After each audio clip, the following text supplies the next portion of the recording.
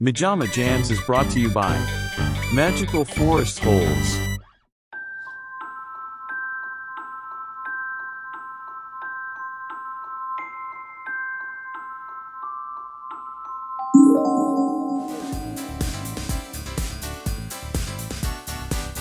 Oh, hi, Mark.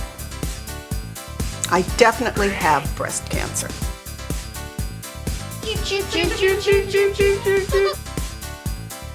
I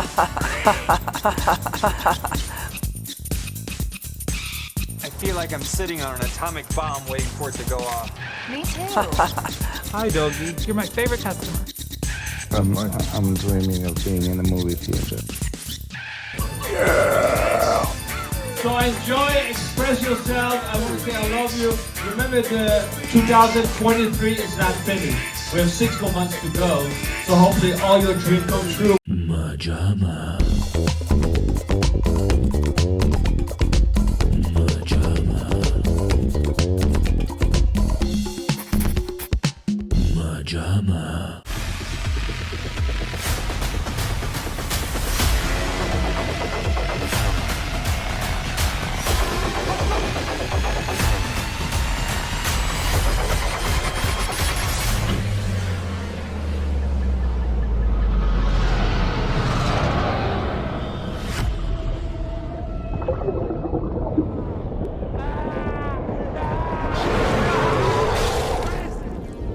Welcome back, everyone, to MaJaMa Jams, a show where we discuss other people's work to avoid doing our own.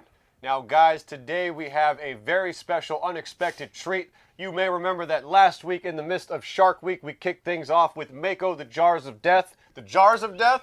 And continuing the tradition here on MaJaMa Jams of doing not one, but 2 movies for Shark Week, which, in fairness, we didn't think we were going to do. No. But a little unexpected treat came up.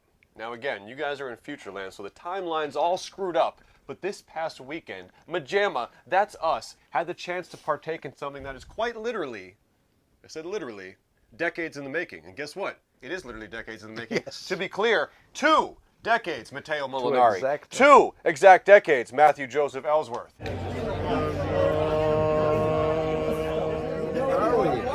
Landmark dinner for Big Shark premiere. It's true. It's true. But we are here. We are here. Now, we are talking about, maybe you guys already saw on the table here, if you're a certain type of person, if you're a certain ilk, which he is and I am and you are, and hopefully you guys are, you know a one Mr. Tommy Wiseau, infamous for the 2003 electrifying, quirky black comedy, The Room. How was work today? Oh, pretty good. We got a new client at the bank. We'll make a lot of money. What client? I cannot tell you. It's confidential. Oh, come on. Why not? No, I can't. Anyway, how is your sex life? Which ignited a series of watch parties for celebrities in Hollywood before, I think around 2009, we were saying Entertainment Weekly covered it in an article, and it exploded. Right. That's when we discovered it, started going to midnight showings with the spoons. It's one of those things, if you know, you know. And if you don't, just think of a modern day Rocky Horror, but with a weird mumbling... But without songs. Without songs. Well, there's You chicken are my noises. rose. You are my rose, you are my rose, you are my rose. You are my rose. You are my rose. You are my rose. See, I knew- You are my rose. That's right. I knew true. there were songs in there somewhere. So, guys, we're talking about Tommy Wiseau in The Room, and everyone's been waiting for his follow-up. You may see here he did have previous work. He had a surprisingly heartfelt and genuine documentary, Homeless in America. Ladies and gentlemen, homeless people are good people. They're just people who are down on their luck. And you know what? We're one paycheck away from homelessness, all of us. All people are one paycheck away from being homeless. We had his sitcom neighbors, which may be even more chaotic than The Room. Are you insane? Yeah, you know what? This is the guy who came out of Chocolate River and cut What my Chocolate River? Chocolate River, yeah, you little Chinese cock. Stop this nonsense. Hey, stop.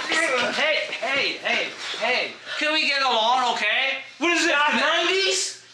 Yeah, it's 90s, baby. We had his cameo in Samurai Cop 2, follow-up to another cult classic.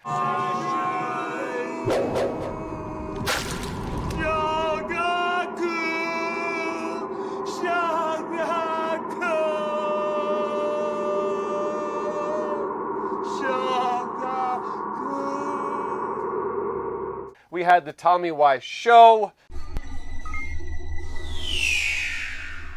Hi, this is TW. This is not my house. I was just preparing an egg breakfast. It's not my house. This is not my house. We had Greg Sestero's dual feature Best Friends, which we saw another early screening of because this is how we choose to live our life.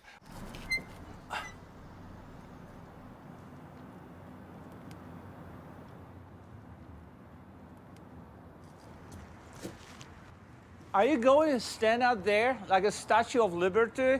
But none of these were a follow-up feature to the undeniably iconic The Room. Yeah. What are you talking about? So, fast forward to a week or so back, and Mateo says, hey, guess what? Hey, guess what? That trailer that we saw all the way back when we dropped the Bad CGI Sharks trailer in 2018 for Tommy Wiseau's entry into the sharksploitation genre, Big Shark, is finally coming out. Give it to me!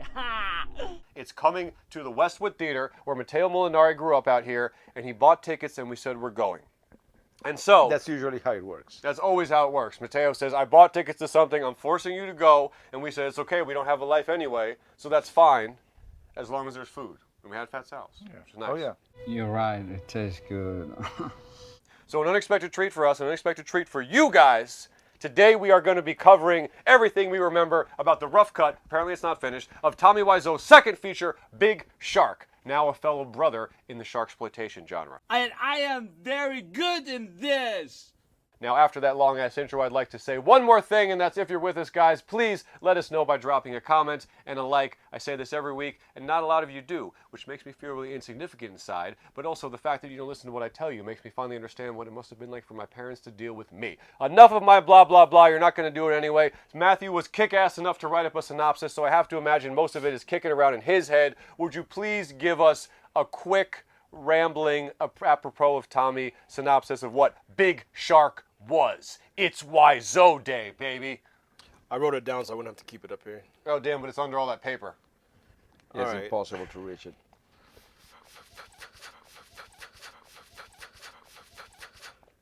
Big Shark is about 3 firefighters who are best friends, and they are under attack by a large shark. A big shark? A big shark, excuse me. That is terrorizing the streets of Chalamet? Timothy Chalamet? It's something exactly like that, actually. In New Orleans. Yeah, they're in Louisiana, and... and they have to find a way to stop it. And it's unclear why the whole responsibility is on the 3 of them. National Guard, the police can't get there. They can't get there. Army can't get there.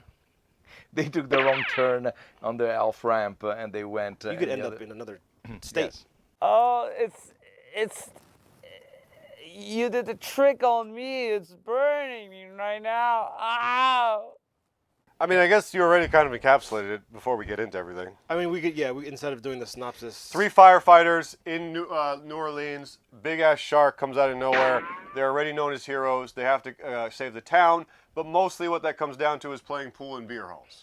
Yes. Is mostly it as a general overview? And badly singing. As I was writing that, there got to be a point where I'm like, okay, I'm remembering scenes, but I have no idea the order of these, and they're so inconsequential. I think you mostly got it right, was the shocking thing. But they're so inconsequential that there's no structure, like, this happened before this happened before this. They are terrorized by the shark. They are formulating a plan. They are diving underground to... It kind of metronomes back and forth between the shark is a genuine threat, we have to save the town. Let's hang out with our girls and have beer. Seriously, the shark is a genuine threat. We're the only ones who are going to save it. Let's kick it and have a beer and shoot some pool. The shark is a genuine threat, and so on and so forth. What are you doing on computer? Go outside, so beautiful! There is no sense of urgency whatsoever during the movie. There is no music whatsoever during the movie except for towards the end. So clearly this one was I would say probably a 70% complete, and hopefully 10. Hopefully 10. Actually, no. All joking aside, I hope all that's missing is some music, some special effects, and some audio mixing. Yes. I will say this: Christ, if this was the final mix, I'd be happy as hell. Now, there were moments where especially when the 2 ladies were talking. There. Not even exaggerating, I was covering my ears for some of those scenes where Yeah. the audience Well- were clapping, the girls were talking, because it was just like...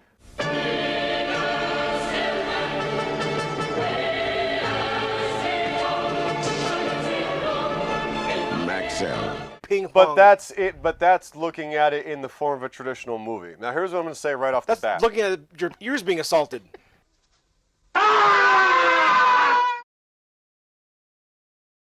We now return to MaJaMa.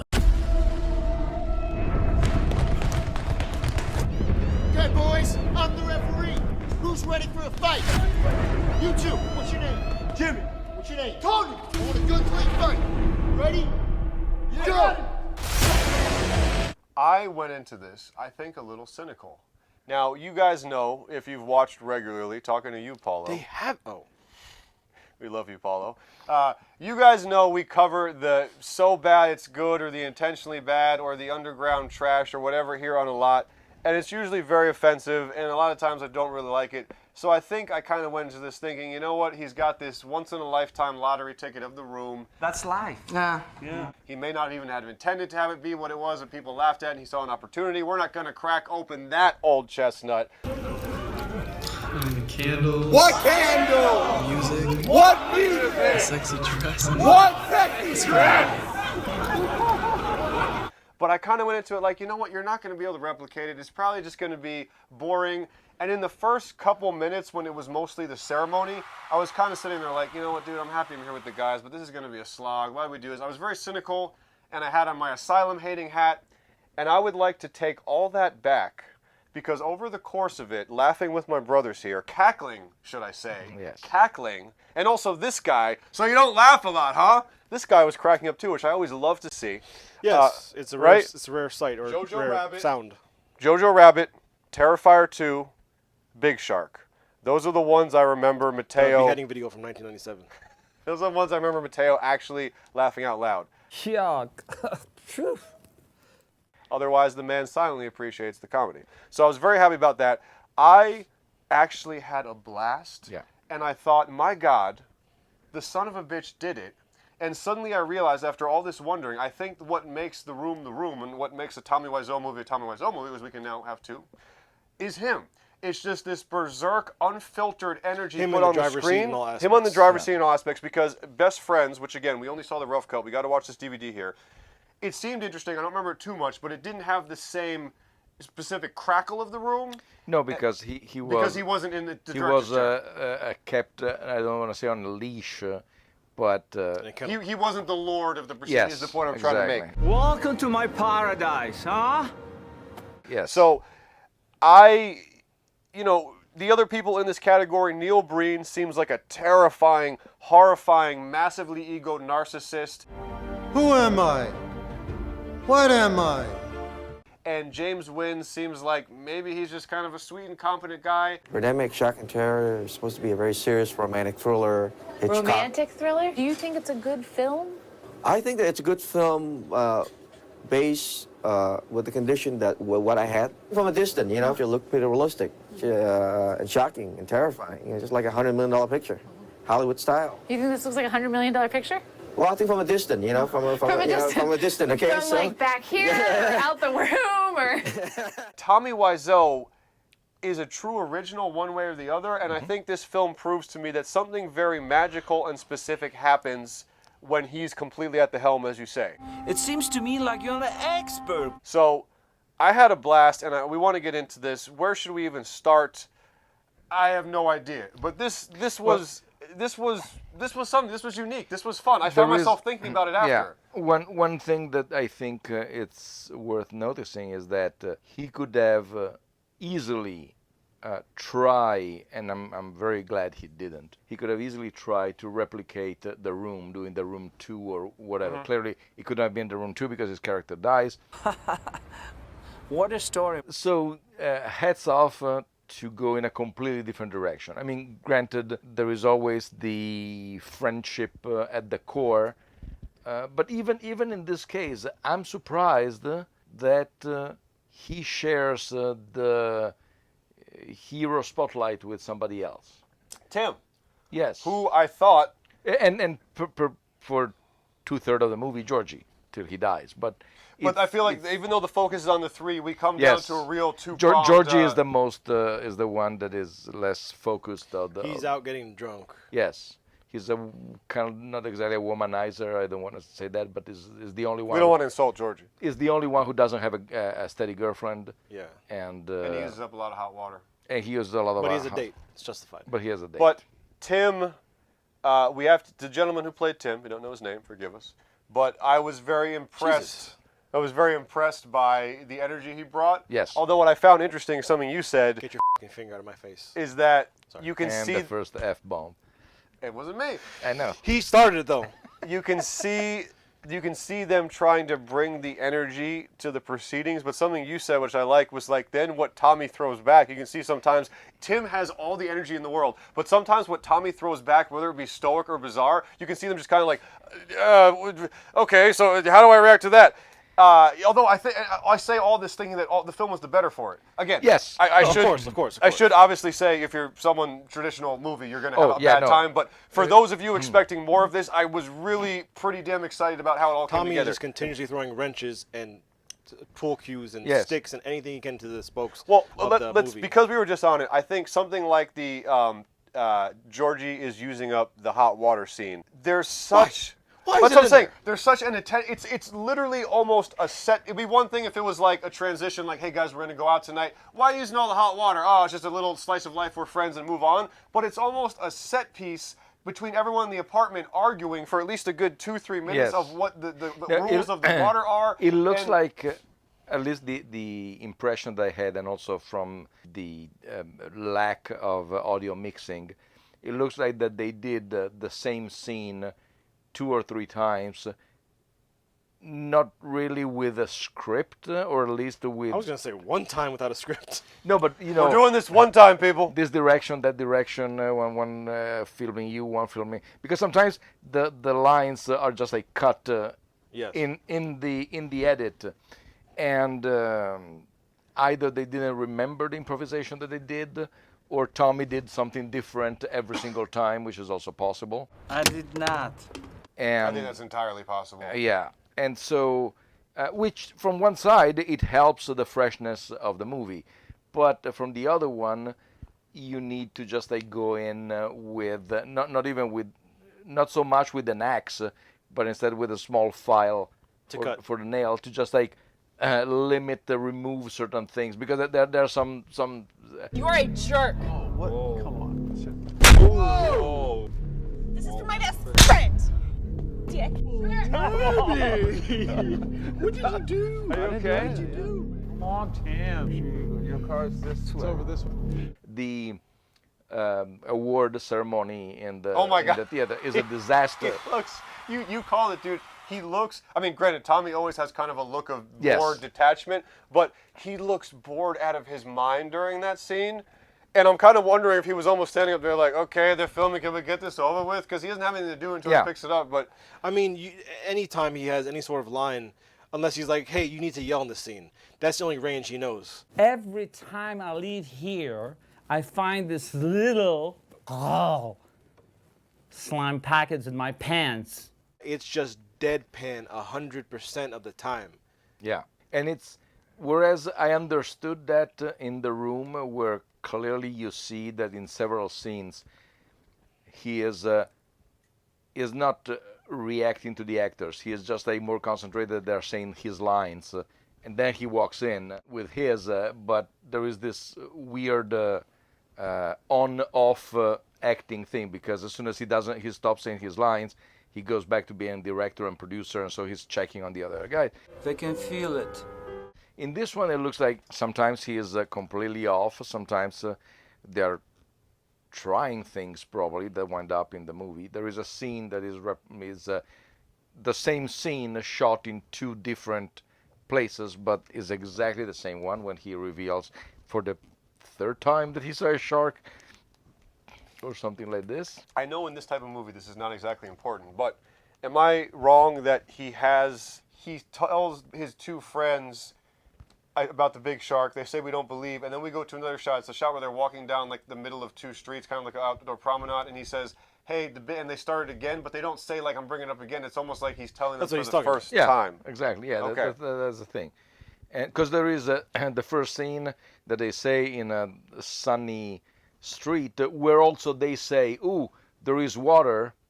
Oh, look, but water. they don't show it. I'm guessing that's VFX though, not being there. Yes, but not even because the way it's shot. How can you say that with this movie?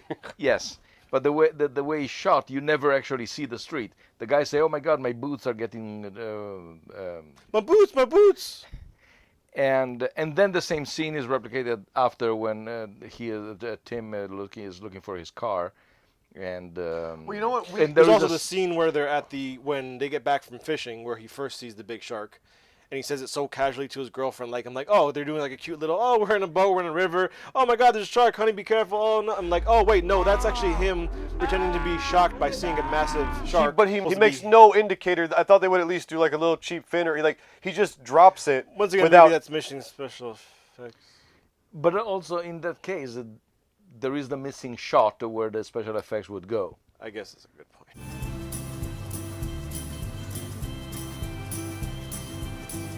Mom and Dad!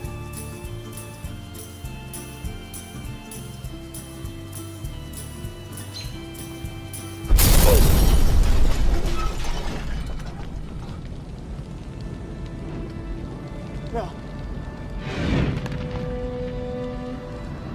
No. And then say, you can't. I saw a shark. Shut up! You can't. That's what I'm saying. You're like, hey, I think VFX are going to go there. In this type of movie, who knows? There's really no. It doesn't follow a traditional. Doesn't follow thing. anything. Yes, it doesn't Well, follow. we talk a lot about the cynicism of these type of movies, or just the disgustingness of making something just to actually make crap. But again, I feel like what makes this beautiful is Tommy's intent of creation is pure. It's like you give your child a box of crayons, you might have like a dad has 20 fingers and a weird head, but like the child's intent with the crayons was pure. Unless he's a mad genius. I'm not going to bring up my old wheelhouse argument because even I'm sick of it at this point. But I think this proved to me that Tommy is genuine. And after we saw The Room so much when we discovered that I kind of had one of those things where I fell back just because it was just played. Don't talk like that. But after this, I feel like I'm re-energized because I'm like, no, this dude is a unique, genuine article. And you can say whatever you want about him. And yes, he does have a ton of merch and is on that classic like Kevin Smith, Kiss, Insane Clown Posse, like endless merch train. So there's obviously a money aspect, but I think the urge to create is genuine. And I think that you could say whatever you want, but I think there is what you would call an artistic urge to actually make something. Yeah. I don't think he's cynical in it. I think he's got a childlike joy.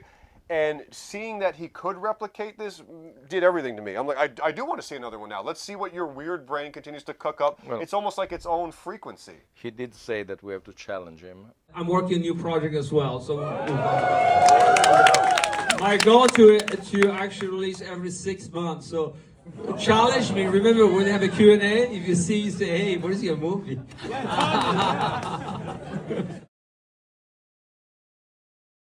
We now return to MaJaMa. How's your face feel? Feels good. Water, look at that.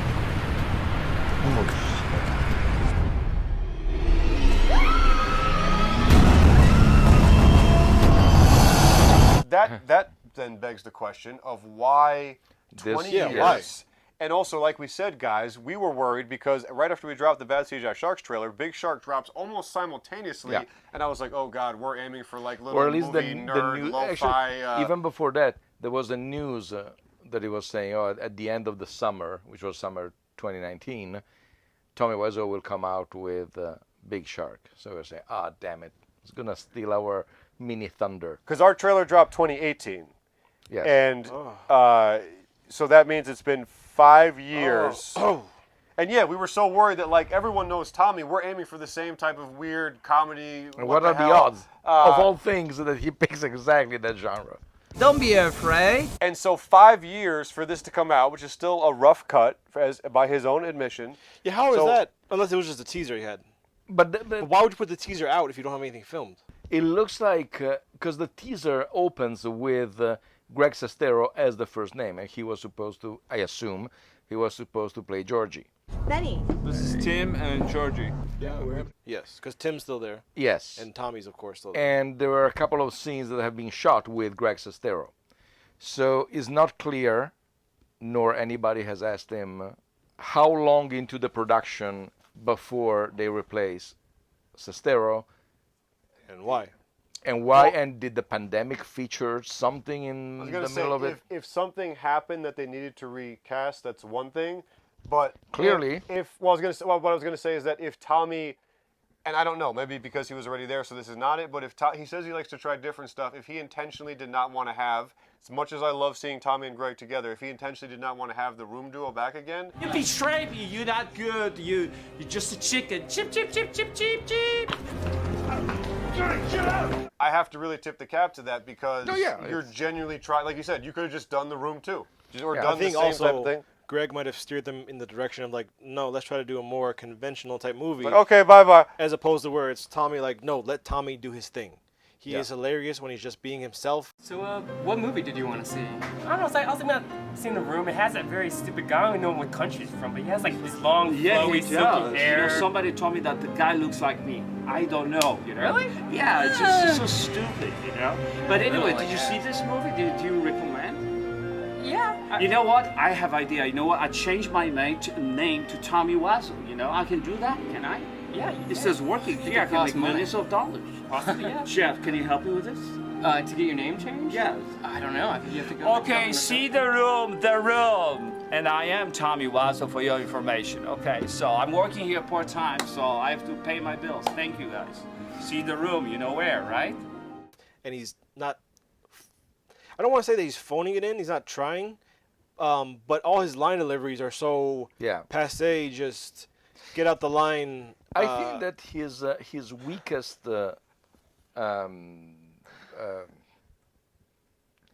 profession, if you will, or his weakest occupation is actually acting. Oh, hi, Mark. Oh, hey, Johnny, what's up? I have a problem with Lisa. She said that I hit her. What? Well, did you? No, it's not true. Don't even ask. What's new with you? I think that as a director, he knows what he wants. He knows what he wants and he knows how to get it. As a producer, clearly, maybe it takes him 20 years, but he made a movie that also twist in the plot with a very good cinematography. For that should being be said. An extra independent movie, very surprisingly good cinematography. A couple of, like I was telling you in the car afterwards, a couple of genuinely gorgeous shots. Yep. When him and Tim coming down the hill to the lake and there's the moonlight illuminating the shadows, I was like, wow. If you, again, pause that and show me, don't tell me what I'm like, what gorgeous movie is this? No, it's very efficacious. And whereas his acting seems just like almost an afterthought. It doesn't seem that is... It's got to fill the role. Yes. Well, similar, like we always said, we need to talk to Greg to uncover the mysteries. I'm wondering, and all we can do is speculate, but he says Tim was a good friend of his. Yeah, he has a lot of energy. He's my friend. He does, yeah. He actually lives in New Orleans. Oh, really? Yeah, he's from New Orleans. Yeah. What do you think it's like being Tim, whatever his real name is, and doing this? Are you just like... Is it like you guys with me, so if I bring you in to do a movie... Fine. Like if after all this time I brought you in to do a weird movie, you'd be like, well, I know how Jay is. So I wonder if he's just like, that's my buddy. Or is he, like you said, he's like, hey, so I'm going to try to bring some energy. Why aren't you giving this back? Okay, I'll try to navigate. Is he ever on the set? Like I still want to know, what is it like when you're being directed by Tommy? Hey, Tim, what are you doing? Just having a snack, eating some pretzels, reading a book. Pigman. Guys, this is all wrong. It's no motivation. Let's try one more time. So far, so good, but give him the trigger to take the pretzel from you, okay? I was thinking if I come around and give you a quick wink, that would We're not wink. You just listen what we're saying to you. Terrifying. And again, Tim has so much of a role and brings so much energy, and I think does such a great job at matching and bringing what Tommy would want. Yeah, we're having 2 beers, chilling, just having a good night. But with both projects, I find myself asking what the hell it's like when you're just one of the normal actors dealing with this incredibly specific director. I'm dying from my wounds, TW. Why? In order to stop Alien and prevent his evil plans from happening, you must. Must what? Must what? Line? Must what? Are you dead? Give me the line. I'm waiting for line. You don't have a line there. Oh, okay, fine. We now return to MaJaMa.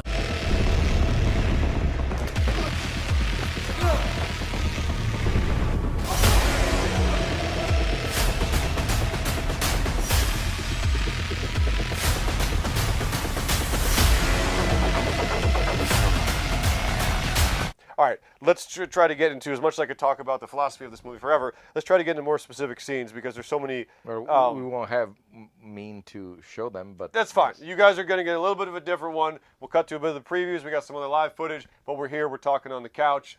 Eventually, down the road, this will be available for all of us to enjoy. Also, I want to say, hopefully all your dreams come true, guys. But it's a little bit different, Jams. We wanted to bring it to you because we're excited about it.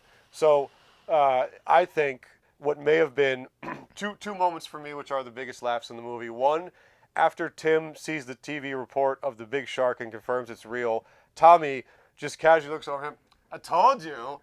That was a great laugh. And then possibly the biggest laugh of the movie, because it's just funny, but with Tommy's voice, they pick up this weird, stubby-looking elf dude who has to hop in through the window, take him around while he begs to be taken home, drop him off, and immediately as soon as he's out of the car, Tommy goes... It's funny. It's funny because they're chased by the shark, which is almost behind the car, and then somehow they turn right, and the shark is gone. Probably the shark cannot go right. Mean, to their detriment, the shark just slides in the frame, and apparently this water is connected to the shark, so it's almost like a magical shark. Yes. Where it's like whole town isn't flooding, and they got to get away from the shark. It just slides in, slides out. Yeah, it's just like. Bet you used to that, huh? Well, so anyway, they drop off this. Sex. They drop off this guy, and the second he hops out of the car, Tommy goes, "Wow, what a loser." And after it's like, oh my God, you guys saved me. You're my heroes. Thank you so much. Oh, what a loser. Man, that's good.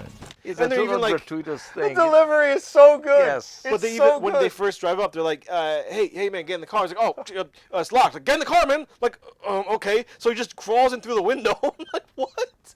Just do another take or unlock the car. Unless that's what he said to do? No. How do you know? That's a comedy device. I have to believe that jumping in through windows. There was Marx Brothers did that. 4 pages of a script where it was okay. These are the things happen. These are the beats we need to hit for this scene. Like they say Larry does. Yes. Larry plans the scene. I have to talk to you about this. You get angry about this, and then go crazy. Ultimately, we need to make sure that this joke is told. So we're gonna set that up for later. That I'm gonna have this drink and it's gonna be yours. I took it. So blah blah blah blah blah.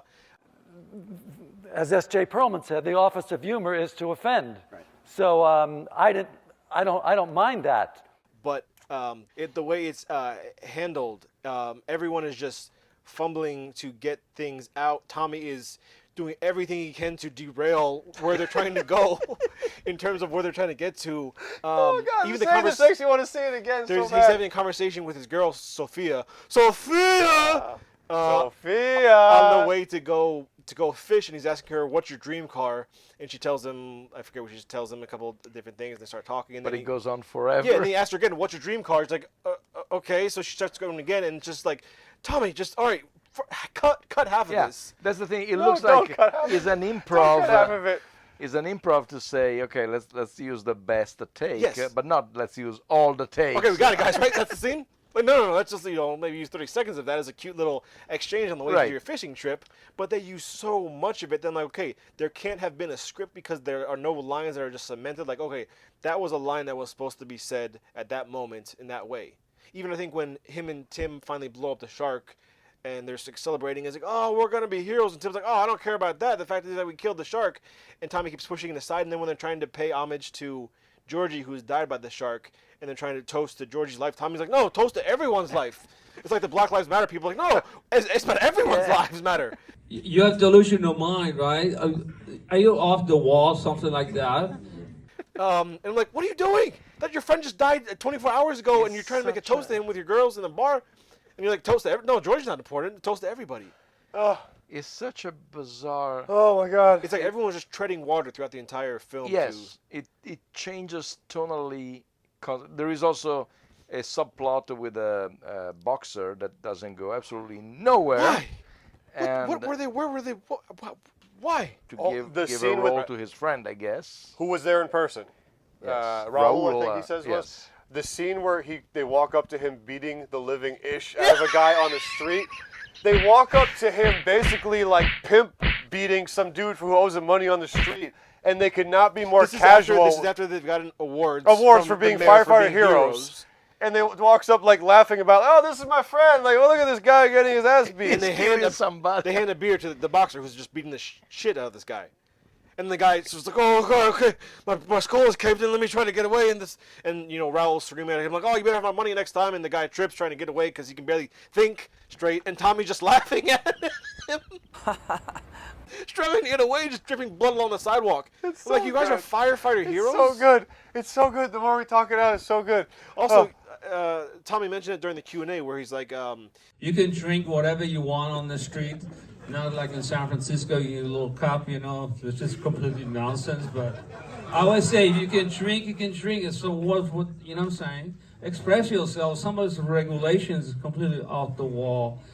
Because you're responsible for your actions, so there's nothing wrong with that to enjoy yourself. Dude, I would be terrified of him actually drunk. Like, full on, like... If he is drunk, he's gonna speak like David Niven in perfect English, and just like doesn't make a single mistake. Theda thought Thora was thumping her thimble, but Thomas thought Thora was thumping a drum. Said Theda, if Thora's not thumping her thimble, I think that she surely is thumping her thumb. imagine him wet and drunk. I feel like...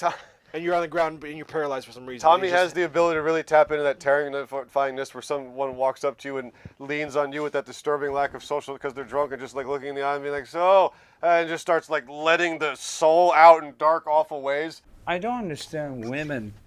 Do you, Peter? What man does? Here's a question. What would you say? What would you say to produce because again, my understanding is that even before The Room, he was able to do it because Tommy has money. Yes. He's got a decent amount of money, it seemed like. Apparently. And I have to imagine that a mega cult success like The Room is a pretty decent, steady paycheck. They've been doing showings for 20 years. Yes. The guy, like I said, he's got the merch train going, and the fans seem to love the merch, so I assume he regularly moves it. Tell me how much a program for decent CGI is. I want to make, not even like the base level, but like $10. I want to throw down a little $7. bit on like a decent CGI program. Because the follow-up question is why... You didn't even let me answer the first question. Well, I'm sorry. But just, it is to ask, like, why would a dude like this... Don't answer the first question out of spite. ...have a bad CGI shark? I can't imagine... It's not that bad of a shark. Yes and no. It's also supposed to be a big shark, too. So it's supposed to be... Yes. But don't you think he could... Maybe he's not that rich? First of all, CGI is very expensive. CGI... Cut two. And special effects are really expensive. Nothing takes you out of a movie faster than bad CGI. CGI is cheap. Good CGI is very expensive. And I don't think it looked that bad. No, it did not. It didn't make any sound. There is no interaction. But I do think that's due to the rough cut. I do think it's kind of what people say about us because of the name, where they're like, I mean, it wasn't a great CGI shark, but honestly, I've seen a lot worse. That wasn't bad. So I get that. Yes, it wasn't horrific, but again... But if you're looking for like the Shallows type CGI, which people still rip on, you're not going to get that for Big Shark.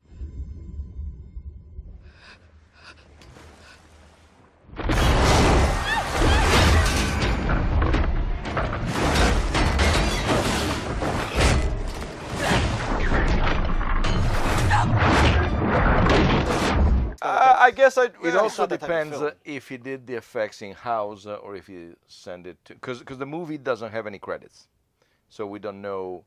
It ends with the Tommy Wiseau it's exactly. It's like the end of an infomercial screen where they put the number up. And so I don't know if it were. If you have seen any of these people, please contact. I don't know if it was made in house or if he actually contacted a production house to do them. Now there are production companies probably now the Asylum has a special effect department, an internal Their one. Their effects have gotten better, right? Yes. But for instance, at the time of Super Croc, I think they were with the.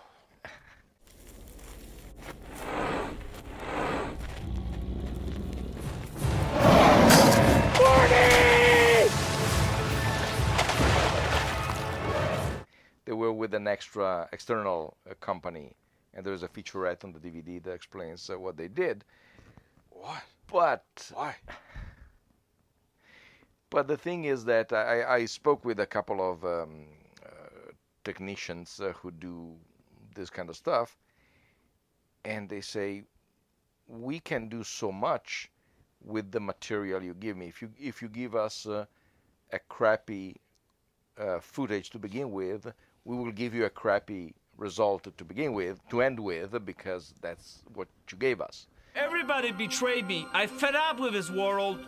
And these scenes were okay. They were a little too quick, and of course, clearly they have reused the same shot of the shark sliding several times.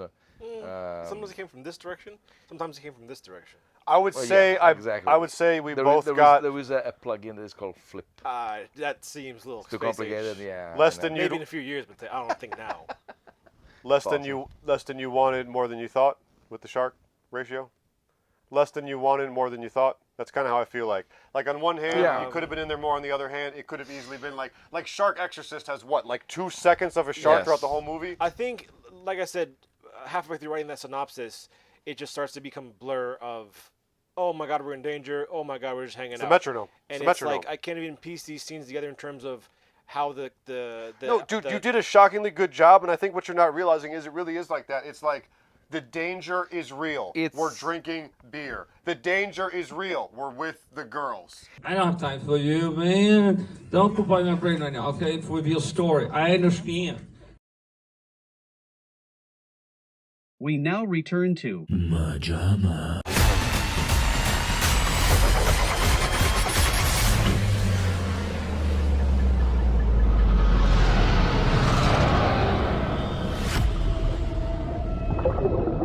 Sorry, what is Tommy's name in this? It's Tommy. No, it's Johnny. No, that's Timmy. Georgie. Tim. No. It's Sven. Well, Gloria Bo. We got Tim, Georgie, and. I mean, it should be Tommy. It should be, but it's not. Damn it. Chavez. Something snappy. Talk among yourself. I'll find it. So his name is Patrick. I just remember with my prodigious mind. With my brain powers. Yes. Hey guys. Oh, hi. Patrick. Benny. This is Tim and Georgie. That does not seem to ring a bell. I felt like I had it on the tip of my tongue. It was not Patrick.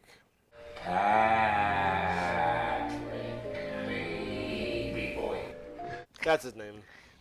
So with the 6A. Oh, put it past him. Well, again, I only Wait, what are we talking bring that up because I thought this whole time that Tommy's always been kind of, well, I don't know if wealthy is the right word, but comfortable. Yes, comfortable. Doesn't And I mean feel you have like money for good CGI. Okay, slight detour, which you already covered, No, but just it's stay on the path, man. but it's really genuinely hard to get good CGI, or sorry, expensive. Yes. Like to get actual elevated is really expensive, huh? Well, people like us can't do it. You also have to shoot it in a way. People like you can't do anything. Fair. If you notice when we did Bad CGI Sharks, because we.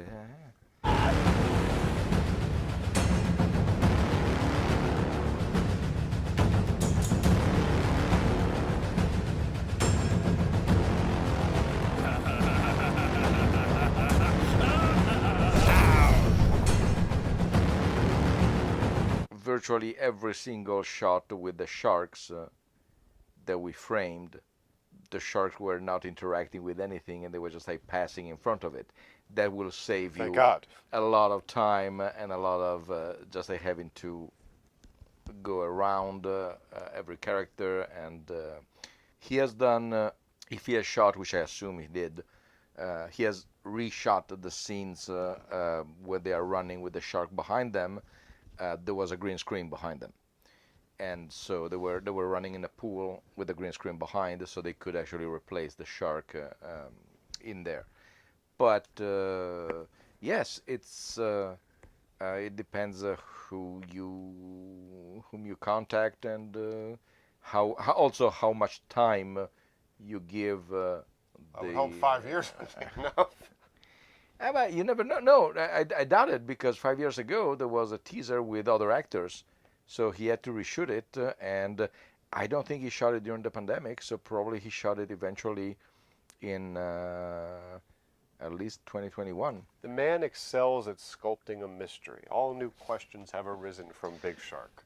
He is amazing because given the era where we are, and being, to a degree, an extremely popular character, maybe not the mainstream. Oh, he's a huge but cult figure, he massive is cult figure. known. Being able to maintain all this secrecy, it's not that easy nowadays, where everybody knows everything about everybody, or you can find. No, it's like you always say about the conspiracy theorists. Like, if that was real, something would have come out Right. after all this time. And not only that, but I'm watching this guy the same as I did like almost 15 years ago. Nothing has changed. I was watching the Q&A and I'm still like, okay, do you know what to feed them? Is that your persona? Is that just you authentically? Move on, next question. What's with the gloves? I don't know, that's the new thing. Even in the movie he had gloves. Yes, to color. almost the entire movie he had gloves. It's almost as if, I'm trying to think of a comparable example here. It's almost as if it's one of those things like, you know that after a while of doing a show, you know the fans like something, so you intentionally start playing it up. His Q&As almost play. It's either A, the most just authentic dude in the world, just being who he is, which is gorgeous, and Which is eventually it works. Yes, no. My whole point here is that I think Tommy, after seeing this, is completely authentic, which is why it's so enthralling all over again. But if it's not that, it also seems like I know what you love from The Room, so I'm going to intentionally, well, when I ask you a question, I kind of have MaMa do this, and then I quickly say next question, and everyone laughs. So, again, I'm not going to start up the coffin machine, but... Thank you. Thank you very much. This dude is something. He's a something. He comes across as genuine. Yeah. Next customer, can I help you, Can I get sir? some butter on this? I didn't get butter. This is a stupid question, Jeff. Help him put the butter. Sure. You know, butter is not good for you. You know that? Because it would be, again, I'm speculating, but I think that if he's not in his 60s. Oh, he looks bad. Yeah. Those close-ups, and again, credit to the man, because a lot of people in his position would be incredibly vain. We just see his face in this, and my God. Yeah. Wow. So, because he wasn't definitely a spring chicken during The Room. Yeah. Yet, I think in The Room he was more built. Yeah, probably, yes. At least more so than trying to escape his face. Still, it still looks like a burned victim, but That's maybe that's why he has I the think that's gloves. where the so maybe, gloves come yeah, from. exactly. But a lot of hats. A lot of hats A lot of now, hats. usually larger than his head, so they always. Yeah, I remember the scene where Tim actually pulls it up for him because it's covering his Yeah. eyes. Do you guys remember? It was actually a really beautiful, cute moment. That one girl asked him, so you do a lot of stuff, you act, you direct, you produce, you write. What is your favorite hat to wear? And because he both had a hat on the moment, Yes. worse on the movie, Tommy had a moment being like, wait, so do you, you mean, oh, okay. But because he was like, wait, Yes. you mean actual literal hats? It was very cute. So you wear many hats, obviously. Like Yeah. when you make your movies, you write, you direct. Which of those hats is your favorite to wear? The way you said it, if to wear as you mean subliminally as a work, Well, or yes, you said, yes. What role in making the movie is your favorite part? I like directing, I like acting too. So. Okay. That's the other thing. He's almost cute. Yes. Something like you want to take him by the hand and be like, let's go get ice cream, Tommy. Oh, okay, I get ice cream. I get chocolate with you at the 5 with the...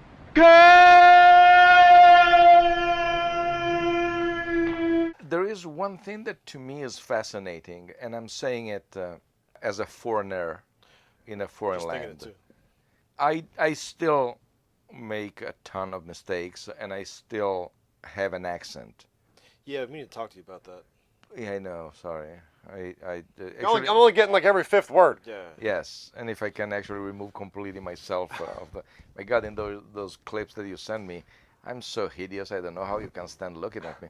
See the two of us? If it makes you feel any better, I think when I'm watching the episodes back, I'm just like, yeah, we all hate each other if that helps you at all. No, but it's mine. It goes down to the core. But anyways, I know for a fact, because I realized by reading and rereading things that I wrote 20 years ago, that my English has, I don't want to say gotten worse. It got better, but at least I'm more at ease with it. And I'm trying not to have the scholastic construction of the sentences that we are taught in school. Subject, verb, object, never end with a preposition, which in theory is not the best of the thing, but whatever. I'm a little more casual, if you will, nonchalantly, which I use a French word for describing my English approach, which is fascinating. I mean, you do know a lot of words consistently I don't know. So you can say what you want, but half of them are made up. I'm fooling you, kid. Fool. And instead, he hasn't progressed. I always say, if you don't know how to express yourself in the front of everybody, another person saying, "Hey, I love you," and the person watching says, "Hey, what? Oh, really? Oh, yeah, really." He is still exactly the same.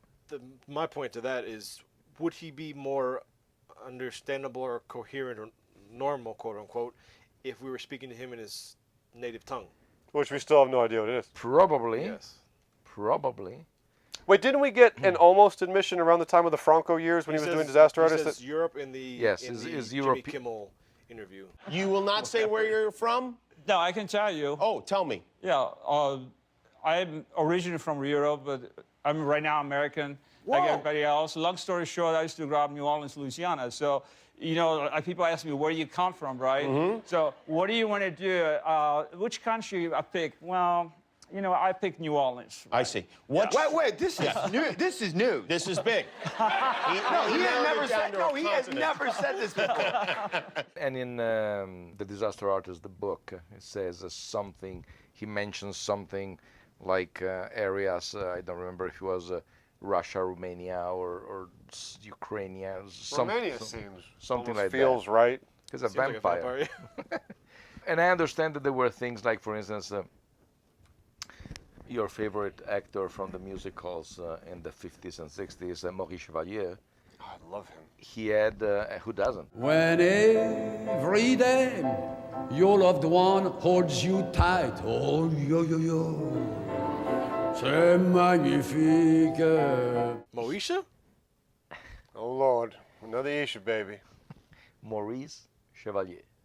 He had a clause in his contract that say you are forbidden to lose your French accent, because it was his uniqueness of the character. They put that in there. Yes.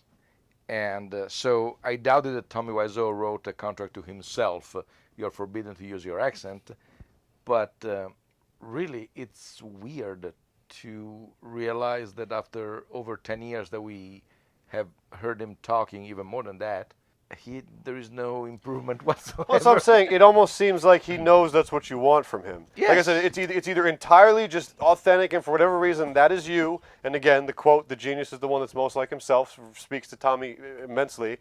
Or I feel like he kind of knows, play up the mush mouth. They love it. Sometimes you have to be who they expect you to be. Spread the words about me if you love me. Ha ha. We now return to MaJaMa. You are a jerk. Oh, what? Come on. Whoa. This is for my best friend. Dick. What did you do? Are you okay? What did you do? Come on, Tim. Your car's this way. It's over this way. How's your face feel? Feels good. Water, look at that. And that is also another thing that is mysterious to me, that you occasionally you see either TMZ or some magazine or doing research online. Oh, Tommy Wiseau is eating in this restaurant. Nothing. He is, and I can't believe I put them together in this. He's like Harrison Ford. It looks like that he has no life whatsoever. Granted, Harrison Ford doesn't live in California, so I don't know where he lives, by the way. If Tommy Wiseau is here, based here, or somewhere else. Because his store was in San Francisco, the one where he was selling jeans. To be or not to be? That is the question. The answer to be at street fashion. Be there for Levi's jeans. Street Fashions has the best prices, the best quality, and the best selection of Levi's jeans anywhere. Be who you want to be in Levi's jeans from Street Fashions. To be or not to be? Who do you want to be? But I don't know if it's still based. Chalamet. He did say he lived in the place. He used to live there at least. Yeah, he used to. That's the thing. But you never. But yeah, what is his? I mean, they were like, "Hey, what's your hobbies outside of making movies?" And he says he likes to travel. Yeah. Maybe he's just constantly phasing through walls. Or maybe he is the greatest performance artist, and he has no accent whatsoever. Right, he goes, he takes the wig off, he goes like, honey, I had another great screening of Big Shark. They're really still eating it up. We're going to be able to eat off this tree forever. What's for dinner tonight? I'd like to put on some classical music. He moonlights as the voice in trailers in this world. You're driving me crazy right now. I'm losing my mind because of you. I will show you. It's funny because you look at his appearance physically, not just how he looks, but how he dresses himself and does his hair and everything. Like, okay, this guy fits the bill of what I would expect to him to sound like. And then when you hear him, like, oh my God, he sounds exactly like he looks. And it just pairs so well that I'm like, he just has to be him. That's me. That's the thing. When I asked Greg Sestero about the Disaster Artist, the book, and I asked him, I say, what does he think about it? And he told me, now he's okay with it. So apparently, at first, he didn't like that he was... Don't ruin the mystique. Yes. Which to a degree, he didn't, because it was just like brushed a little bit towards the end. But was it ruining the mystique, or him saying, not necessarily, what kind of negative things about Tommy? It was, yes, it was. There was talking about a little bit of the incompetence of the whole process and the stuff, but mostly he was pissed because of the revealing who you are. It's just like, he does seem to be a man of mystery, where he likes that mystique about him. And I am the fool. If you think about it, the most successful and enduring westerns are when the foreigner with no names come to town.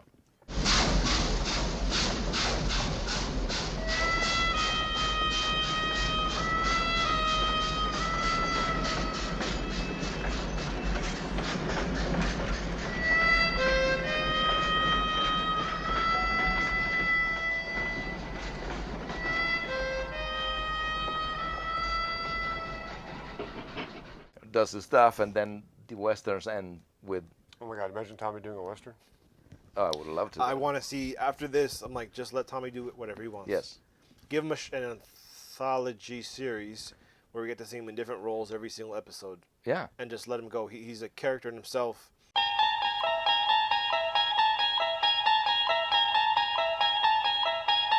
You unlock this door with the key of imagination. Beyond it is another dimension. You are tearing me apart, Lisa! I regret not asking a question, even though with how they went, he doesn't really give real answers. So it's not like he's going to be like, well, you know, but I want to ask, like, why a shark movie? Yes. It's so interesting to go into that subgenre. No, especially because... Or are you a fan of these type of movies? Yeah, it's so completely... Great. Oh, now we look like idiots. Yes. This show is ruined. Should we start again? Yeah, let's start over. So, guys, welcome back to MaJaMa Jams. The show.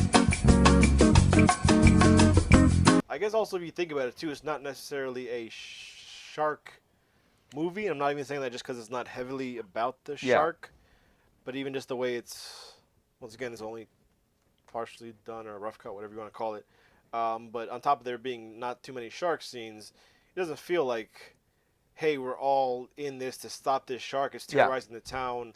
We got to stop this. It's almost like I mean, they are indie movies, but it's almost like take what the cliche of an indie movie is. Like, well, it's kind of low budget and the focus is mainly on the emotions. What a stupid thing to say. It's almost like he does other weird stuff, but at the core, he just wants to make like weird, talky, people-based, like, hey, we're in a house and I'm arguing over the water, still, like... because that's where he excels, since also at a certain, but definitely he's not an action hero, and he doesn't get. I mean, blew up the shark. He's yeah. Well, the dead. Oh, we got to. We got to talk about the method. He's not getting any younger, so I doubted that he wants to use a stunt double, and so if he can't do something himself, he won't do it. That's why in this movie he is not under the shower, but Georgie is. Thank God, because already in the room. Way too much. Way too much. So I think to a degree, very, very, very far degree, he tried to replicate the synergy of the third act of Jaws. 3 characters talking, one dies. That's why I thought they were going to introduce that old man at the bar. Right. And then the old man gives him a treasure map, which has a What's red the treasure map? star. Says that's where the shark's breeding ground is. And then literally... No, but they comment on a treasure map that doesn't have anything to do with the shark. And then they do a treasure map that does have something to do with the shark. Yes, they're like, oh, I had a treasure map, but we have a map about the shark. Which one do you want to go with? Yeah, Tim is like, hey, we could also go find that treasure I have with the map. And it's like... It looks like that scene should have been very early in the movie. Yes. And you could have replaced some talk about what you're using up all the hot water. And does Georgie live with them?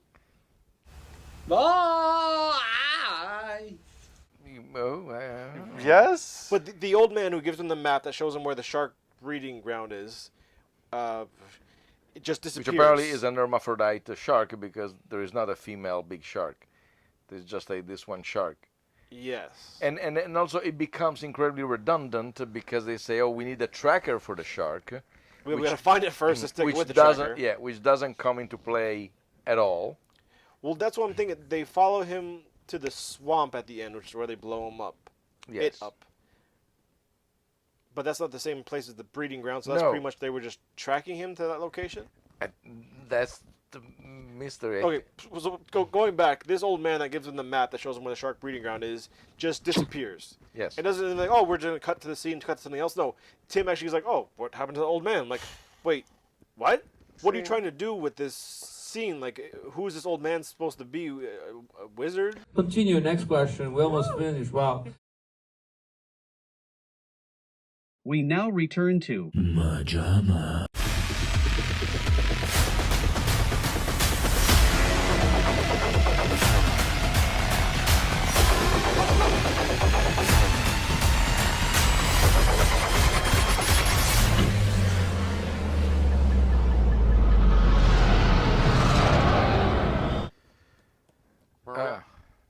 Where are we at? We're just talking about the mystical old guy who vanishes with no... Which, again, if you make the shark magical, as apparently is, with no explanation, we don't know where it's coming from. Yes, because it's never swimming. It's just riding waves of water that's splashing throughout town. Yes. Like, it's not like a bait situation where you're like, oh, the grocery store is flooded, the town is flooded. Yeah. We got to escape the town, or New Orleans, the flooding. Yes, and it looks like also that he uses the water to actually chase the cars and moving, which is kind of a cool idea. Almost like he's hydroplaning. Yeah. Yes. But like, flood the town. Oh God, we gotta get out of here. We're trying to get out of the town. This small little story. We're following this little group, and there's a shark in the water. Some storm blew in a shark into the Mississippi River and overflowed, and the levees broke, and the whole town got flooded. Even Sharknado had a plot that kind of like where's the most important thing is that, and I'm sure you guys agree, the more we think about it, the more it's gonna occupy our brain. Don't occupy my brain. Get lost. So the phrase is, I create this phrase, ha ha ha, you know, so hopefully you can use it every day if you like. I use it. The crew actually was using. Oh God, there's so much. Okay, that brings up a great point I want to get into before we start closing up here, is that one of the hardest things in entertainment, or anything really, is to have genuine lightning strike twice. Which the room was very much lightning. Now, what blew my mind and left me impressed, and like I said, it probably made me realize that Tommy's just going to be Tommy and stuff will happen. What you just said, what you said earlier with Sophia, you're tearing me apart, Lisa, is Sophia, you want to say it, you'd stop occupying my brain, and most impressively, which we need to mention, The Cowboys Don't Cry song. We heard it once. By the time they get to the second part, the audience was singing along like they'd heard it for years. So much so I'm like, wait, is this a real song? And then yes, like, oh wait, after, and so after I 3 was lines like, it repeats. And this song I wrote with Isaiah, that's the guy who played Tim.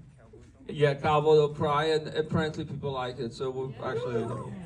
The dude did the impossible, Yes. and if you give this a chunk of years, it could possibly be like, oh, this is the part we all go, Sophia, 100%, and then 100%. everyone's going to be like, Cowboys Don't Cry. The fact that he got catchphrases and audience participation moments on a rough screening 20 years later when he had lightning in a bottle, I was like, you know what? Cynicism, retracted. Tommy, there's clearly some authentic magic you do. The audience loves this. Absolutely. And like I said, it's already a catchphrase. I keep myself busy. What do you think? And what else I do? I keep myself always busy. Line?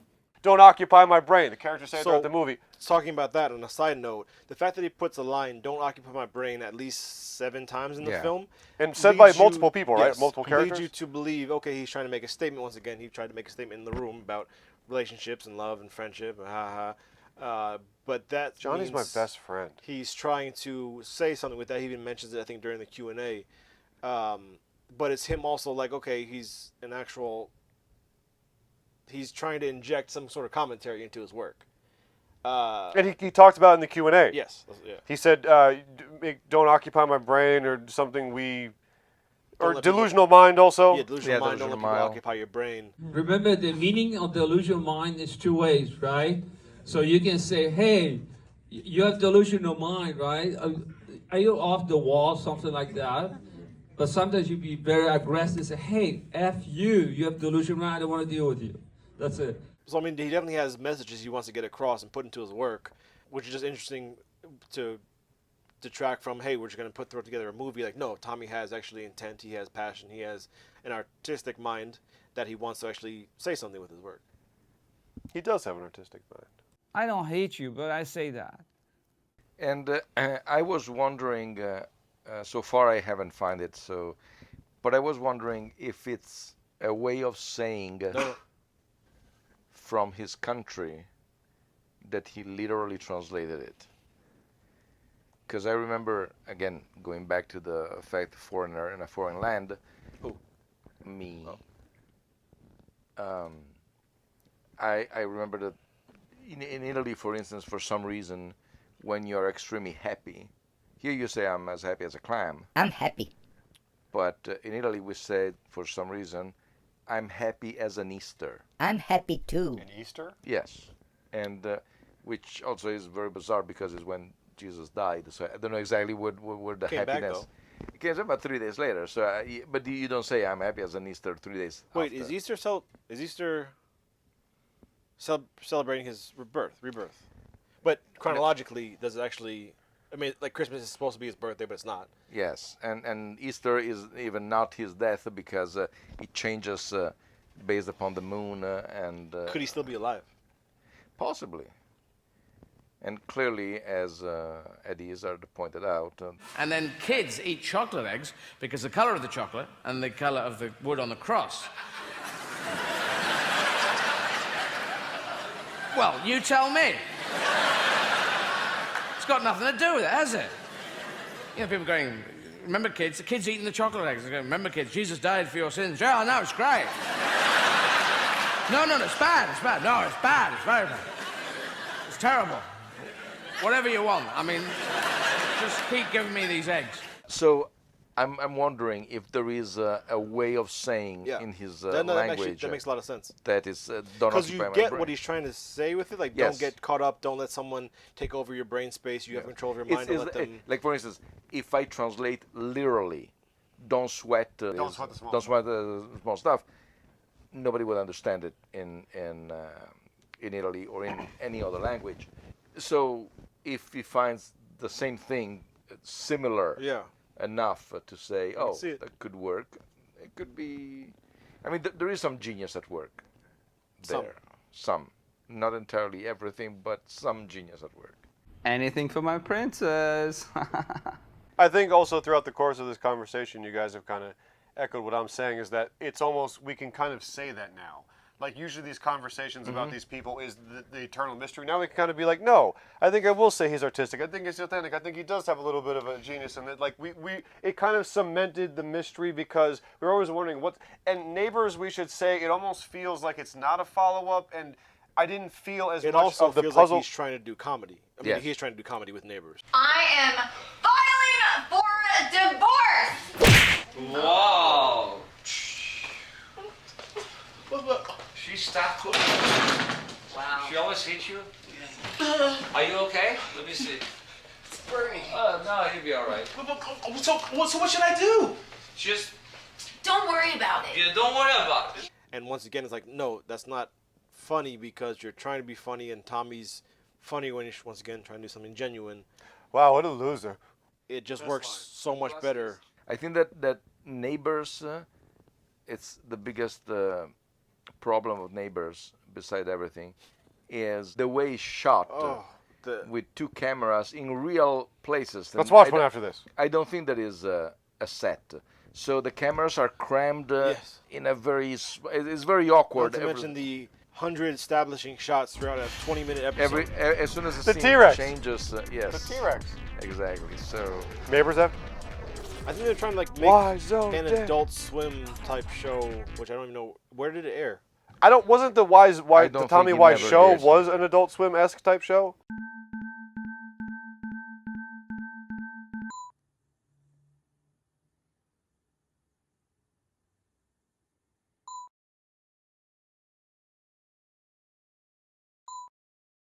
yes. I don't remember much of it. I like that is pompously says season 1. Well, doesn't Neighbors also say that? Wait, wasn't there supposed to be Neighbors Volume 2? Were we supposed to kill ourselves?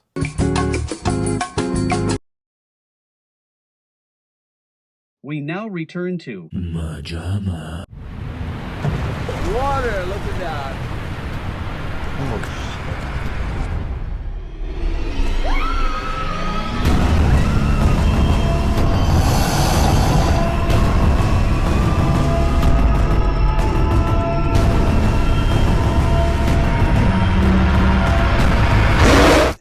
Anyway, the point is that with a second feature in the can, even roughly, I think some things have been confirmed, and I dig it, man.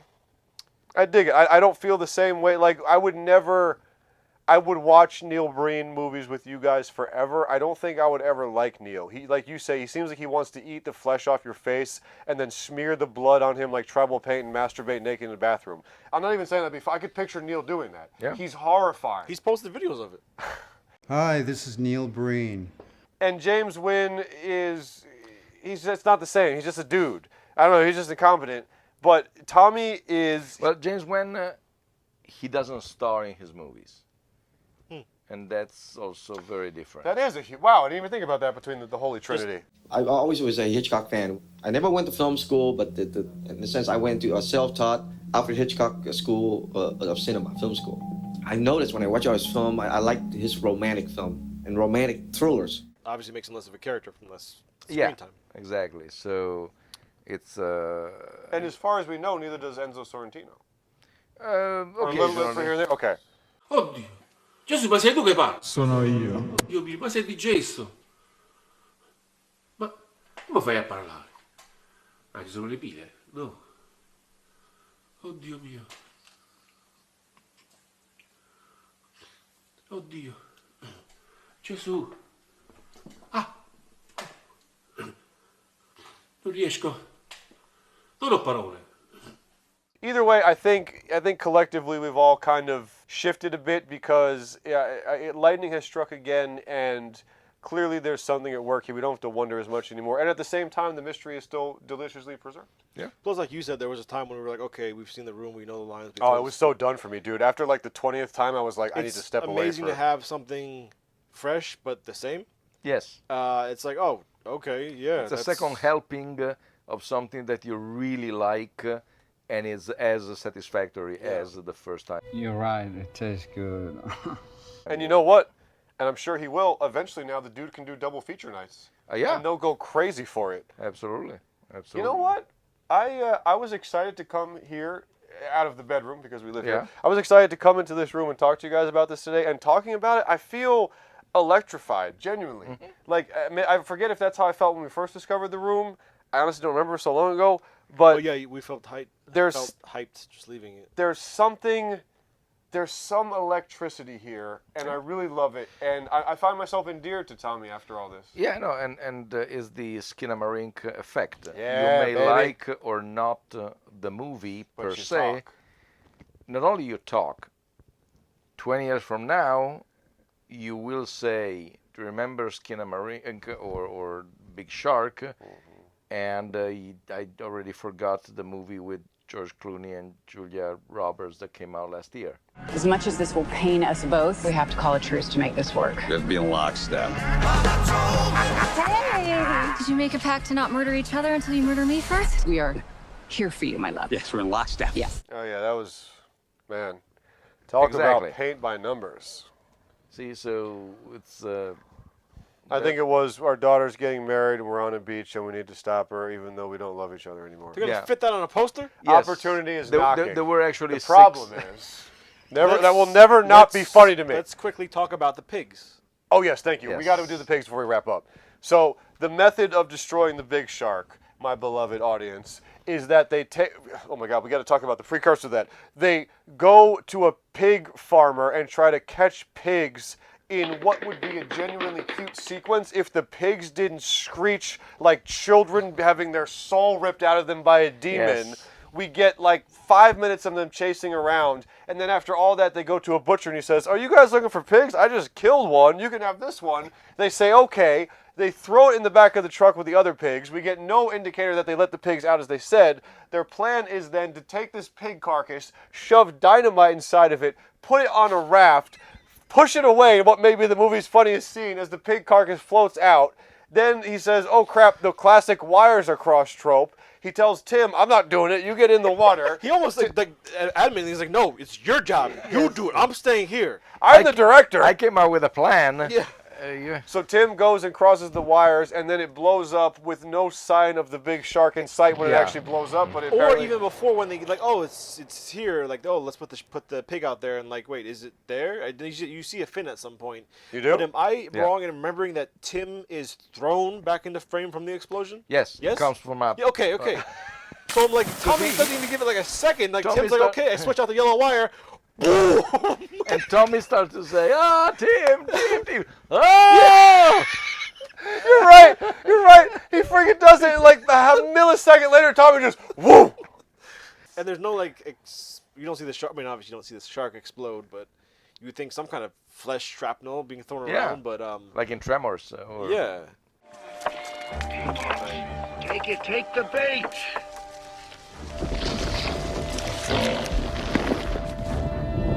Yeah, all right.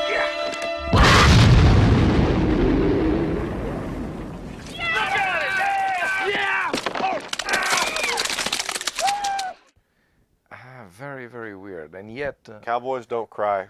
And then there is Just the like heroes don't wonderful die. ceremony with probably when the Saints Go Marching In chopped Yeah, to and be... two different bands. They started with like a Yes. high school band, then switched to just another older band. He almost captures a moment of genuine exuberance. Like By you mistake. can that's what I'm saying. Almost by mistake, you can tell the band is kind of like, okay, we've been hired to play this, and we don't really know what this movie is. But like, they're so damn good that like he almost unintentionally captures a genuine cinematic moment of joy. If it wasn't chopped so weird, and the band still kind of looks at it like, what movie is this that we're doing? Why are you filming us? Oh, well, bye.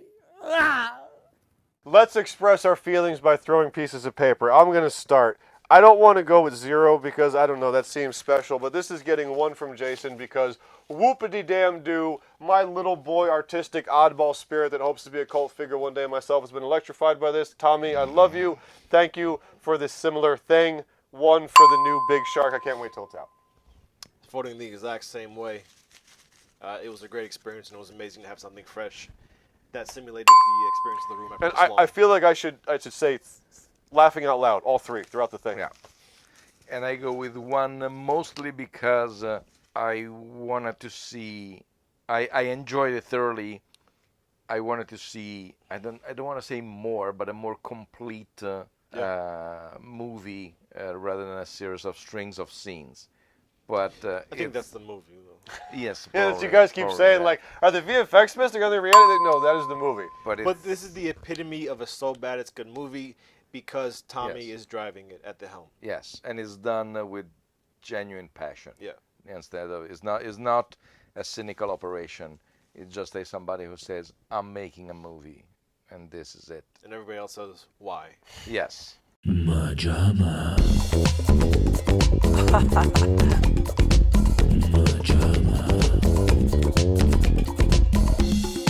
Okay, thank you guys. I love you all. Have fun. Well, guys, if you are a fan of Tommy, you are probably looking forward to this. We don't have a release date yet, but he's traveling around doing these lives. What do you say, like 6 months maybe for Probably. the finished? So keep an eye out for it. If you are a Tommy Wiseau fan, drop in the comments. Tell us what you love if you've seen any of these DVDs. If you want to drop a room quote or anything. You want to buy any of those? You want to buy any of those DVDs, hit up Mateo. He's willing to let them go for a couple bucks each. And as always, guys, thank you so much for being here. This is another Shark Week 1-2 double punch. We'll be back next year with something else. Next year. Oh, next year for Shark Week with something else. And as always, we do a shark-themed kickoff, send-off line from Matthew, which is... Cowboys don't cry. Heroes don't die. They just sparkle in the sky. Like stars something like that. Because cowboys don't cry. As a Jibs. MaJaMa.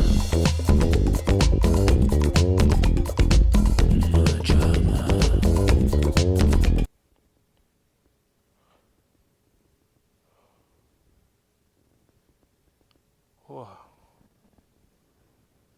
Weren't we just in a theater seeing a shark movie made by Tommy Wiseau? It was all a dream. We've been locked in here the entire time still? Oh, are we still doing that gimmick? We were. Good one, Hitchcock. Let's get pizza. I can do pizza. Yeah.